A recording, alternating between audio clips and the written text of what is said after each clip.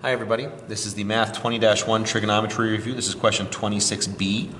I'm supposed to state the exact coordinates of the point on the unit circle that is on the terminal arm of 120 degrees. Okay, well 120 degrees is going to be out in quadrant 2. Okay, so there's our angle here. Now this is on the unit circle. And remember, the unit circle has a radius of 1. Now, because it has a radius of 1, you got to think of it like this. The coordinates of that point right there being x comma y, okay, well, we know that the cosine of theta is going to be x over r. But if r is equal to 1, then that means the cosine of theta is equal to x.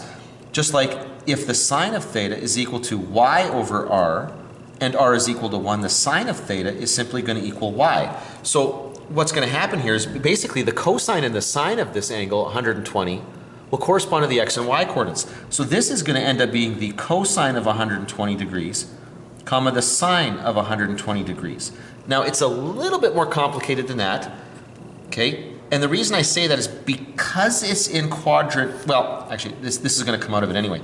Because it's in quadrant 2, I know that the cosine is going to be negative, okay? The cosine of 120 is going to be negative.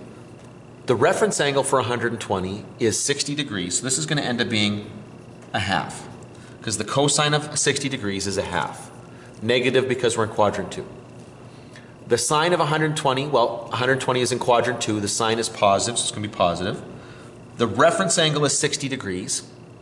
The sine of 60 degrees is root 3 over 2. And so there's the point that we're looking for, negative 1/2 comma root 3 over 2.